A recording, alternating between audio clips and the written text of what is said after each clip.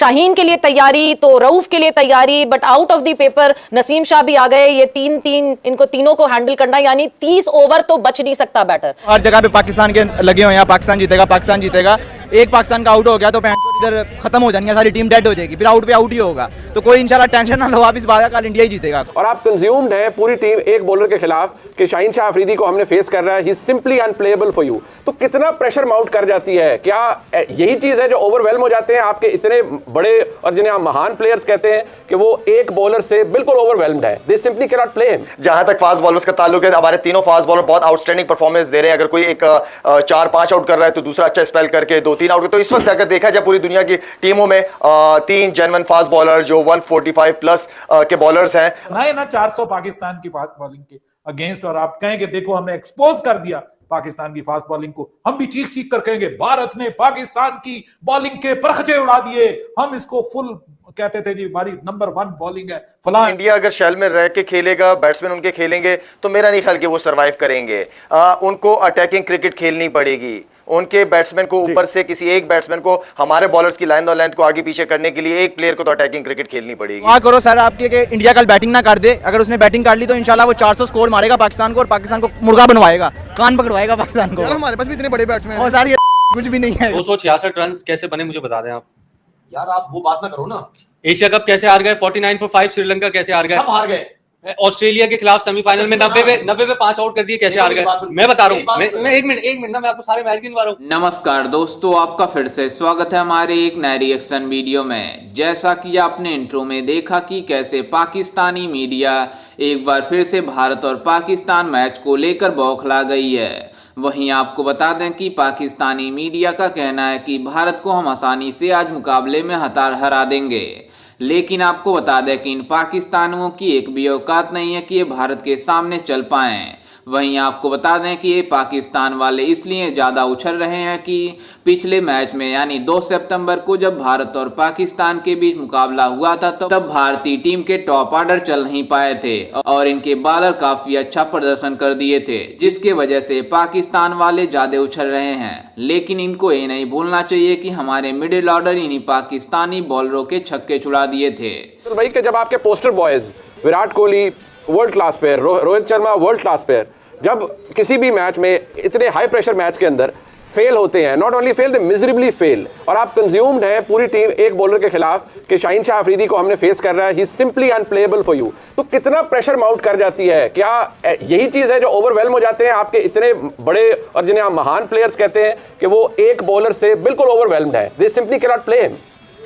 ये बात तो आप सही कह रहे हैं क्योंकि उस शाहिद ने जो क्वालिटी दिखाई है बार बार वो किया, और मुझे लगता है कि एक जो टैक्टिकल इतने सारे कोचेस वगैरह हैं, मुझे समझ नहीं आती कि आपके पास जब लेफ्ट हैंडर और राइट हैंडर ओपनिंग करने की फ्लेक्सिबिलिटी नहीं है। मुझे लगता है कि शाहीन शाह अफरीदी को आपने पूरा टेम्पलेट बना के दिया कि राइट हैंडर के लिए आप सेट हो जाएं। अगर उसको ब्रेक करते एक ईशान किशन को आप ओपन करा देते तो शायद दिक्कत होती है। बड़े बड़े बॉलर यहाँ पे हैं, कपिल बाजी बता सकते हैं आपको, और शायद बता सकता है कि एक किसी बॉलर के लिए वो रिदम सेट होना, अगर लेफ्ट हैंडर के बाद 1 रन के बाद राइट हैंडर आ जाए तो शायद वो एक उसके लिए थोड़ी सी मुसीबत पैदा करी। हमने वो नहीं की, बड़े प्लेयरों को आउट किया, इसलिए हम उसको रेट कर रहे हैं, दुनिया का सबसे बेहतरीन बॉलर है। भाई बैटर्स की बात करें तो ऑब्वियसली हम जो दोनों हम सीजन बैटर्स हैं भारत के, विराट कोहली और रोहित शर्मा, उनकी क्लास से तो कोई दो राय नहीं है। Shubman Gill is a new contender, क्या चीज चेंज करनी पड़ेगी? बिकॉज शुभमन गिल यस नेपाल के अगेंस्ट जो परफॉर्मेंस हो उसके हवाले से अगर कोई बात करें तो, मगर पाकिस्तान के अगेंस्ट नहीं वो परफॉर्मेंस आ सकी थी गिल की। देखिए अगर आपने वो पहले 10 ओवरें देखी उनकी तो आपने देखा होगा कि दूसरी तरफ से नसीम शाह ने जिस तरह से गेंदबाजी की,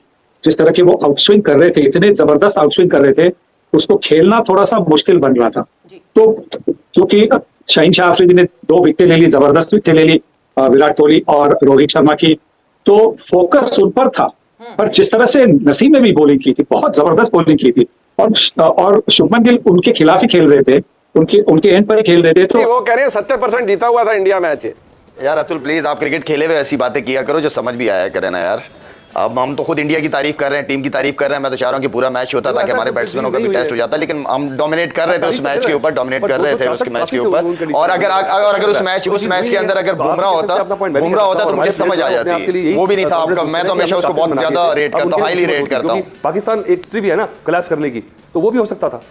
लेकिन मैं वो एक बात बता दूं, आपने बोला कि हमारे टॉप 4 जो है पोस्टर बॉयज क्लिक नहीं कर पाए, बहुत बुरी तरह से फेल हो गए, लेकिन इंडियन टीम में 1 या 2 पोस्टर बॉय नहीं है, अनलाइक पाकिस्तान टीम पूरे 11 के 11 खिलाड़ी पोस्टर बॉयज हैं।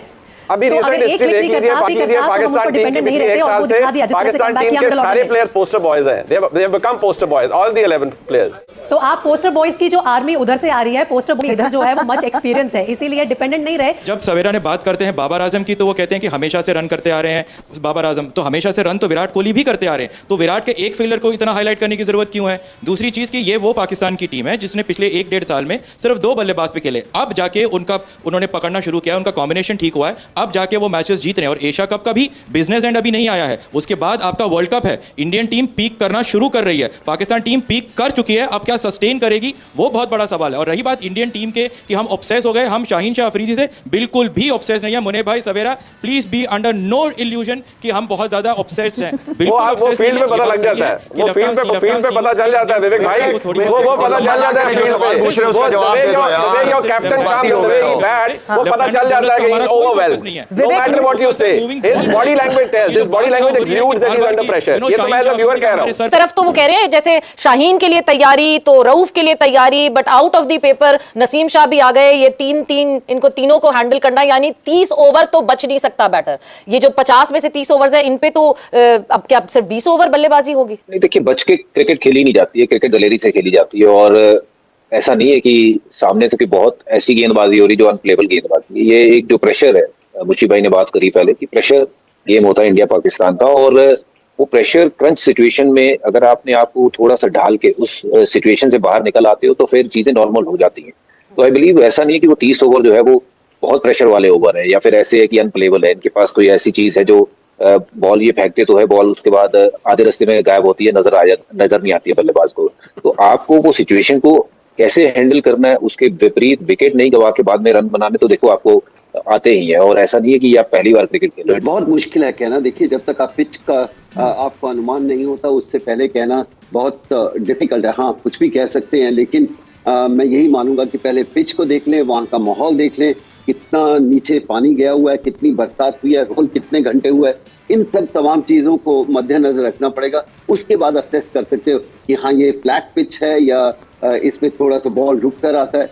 तो ये अभी यहाँ से कहना इस समय मैं नहीं समझता कि बेहतर होगा। देखिए इंडिया की team no doubt batting lineup बहुत ही जबरदस्त है, लेकिन जो अच्छा कर रहे हैं उसको पेश करने की कोशिश करें। हम यहाँ बैठ के जब भी इंडिया अच्छा परफॉर्म करता है हम अच्छा कहते हैं, अल्फाज में याद करते हैं। तो हमें क्रिकेट को, जिस तरह सवेरा ने कहा, हमें क्रिकेट को सपोर्ट करना चाहिए, चाहे किसी भी तरफ हो।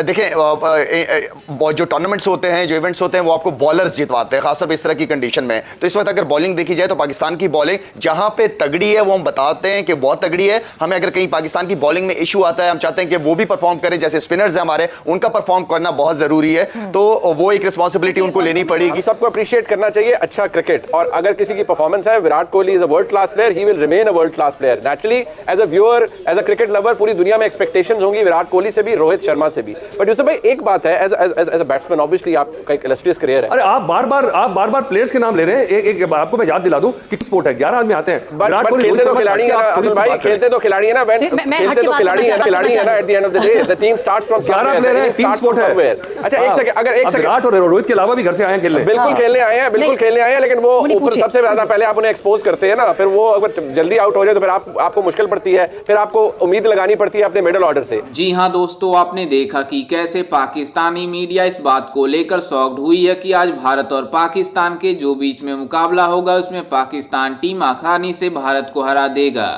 लेकिन आपको बता दें कि इन पाकिस्तानियों को नहीं भूलना चाहिए कि उस दिन 2 सितंबर को जब भारत और पाकिस्तान के बीच मुकाबला हुआ था, तब भारत का टॉप ऑर्डर भले ही नहीं चला था, लेकिन भारत के मिडिल ऑर्डर ने इन पाकिस्तानियों की औकात दिखा दी थी। लेकिन आपको बता दें कि ये पाकिस्तान वाले इस बात को लेकर ज़्यादा एक्साइटेड हो रहे हैं कि हमारे बॉलर काफ़ी ज़्यादा अच्छे बॉलिंग कर रहे हैं। लेकिन आपको बता दें कि हर बार की तरह भारत के टॉप ऑर्डर आसानी से आउट नहीं हो जाएंगे।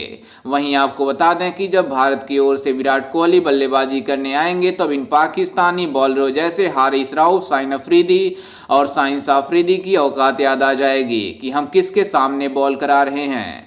वहीं उस दिन विराट कोहली को सस्ते में आउट करके काफ़ी ज़्यादा खुशी मना रहे थे। लेकिन आपको बता दें कि जब विराट कोहली फॉर्म में आएंगे तब इन पाकिस्तानी बॉलरों के छक्के छुड़ा देंगे। लेकिन आपको बता दें कि उस दिन भले ही भारत के टॉप ऑर्डर बल्लेबाज चल नहीं पाए थे, लेकिन भारत के मिडिल ऑर्डर इन पाकिस्तानियों की औकात दिखाने के लिए काफ़ी थे, जिसमें हार्दिक पांड्या और ईशान किशन ने शानदार 138 रनों की साझेदारी की थी और इन पाकिस्तानियों की औकात दिखाने के लिए 266 रनों का विशाल स्कोर खड़ा कर दिया था, जिसको लेकर ये पाकिस्तान वाले भूल गए हैं। लेकिन आपको बता दें कि इन पाकिस्तान वालों को नहीं भूलना चाहिए कि वही 266 रन इन पाकिस्तानियों को चेस करना कितना ज़्यादा मुश्किल होता जब अगर वो मुकाबला पूरा कंफर्म हुआ होता तो। लेकिन खैर इन पाकिस्तान वालों को कौन समझाए कि उस दिन बारिश आ गई, नहीं तो इन पाकिस्तानियों की उसी दिन पता चल जाती कि कितने औकात है। वहीं एक बार फिर से पाकिस्तानी मीडिया उसी बॉलरों के ऊपर कह रहे हैं कि भारत को आसानी से हरा देंगे, लेकिन इनको कौन समझाए कि भारत को हराना इतना आसान नहीं है, क्योंकि जब भारत की ओर से बल्लेबाजी करेंगे तब इन पाकिस्तानियों की बॉलरों के छक्के छुड़ा देंगे।